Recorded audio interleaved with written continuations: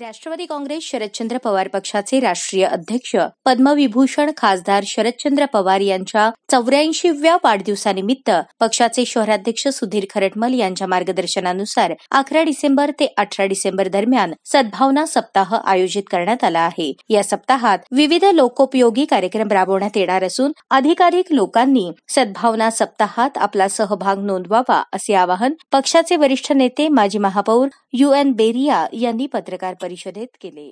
साजरा होत आहे आणि हा सप्ताह जो आहे 11/12/2024 ते 18/12/2024 पर्यंत सद्भावना सप्ताह म्हणून साजरा करण्यात येत आहे।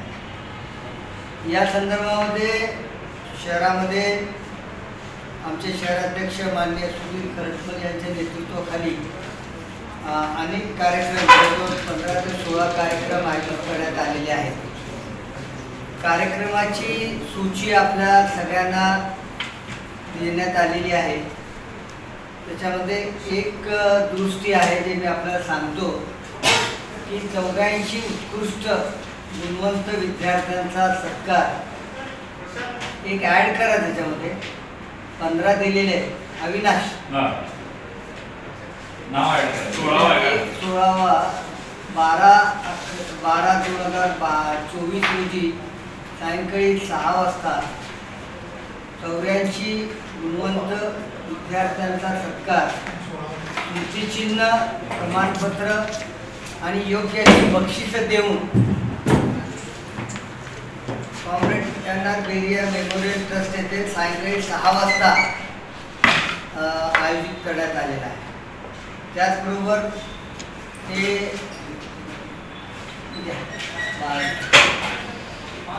त्याचबरोबर 15 जे कार्यक्रम आहेत त्याच्यामध्ये चित्रकला स्पर्धा आहे, मॅरेथॉन स्पर्धा आहे, अन्नधान्य वाटप आहे, अनाथ आश्रमच्या मुलांना खाऊ वाटप आहे, थंडीचे दिवस आहेत म्हणून त्यांना ब्लँकेट वाटप आहे, विविध अशा आरोग्य शिबिरी आहे, कीर्तन सोहळा आहे, असे विविध कार्यक्रम या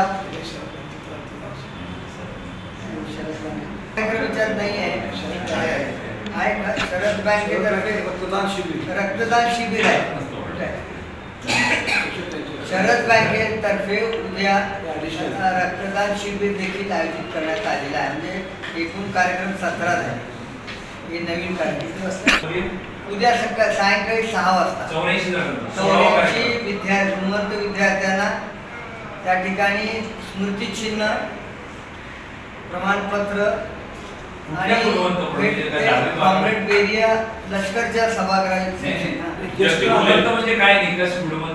त्यांनी जे प्रथम क्रमांक, द्वितीय क्रमांक आलेल्यांचा 10वी मधले, 11वी मधले प्रत्येक 84 विद्यार्थ्यांचा सत्कार उद्या ठेवण्यात आलेला आहे।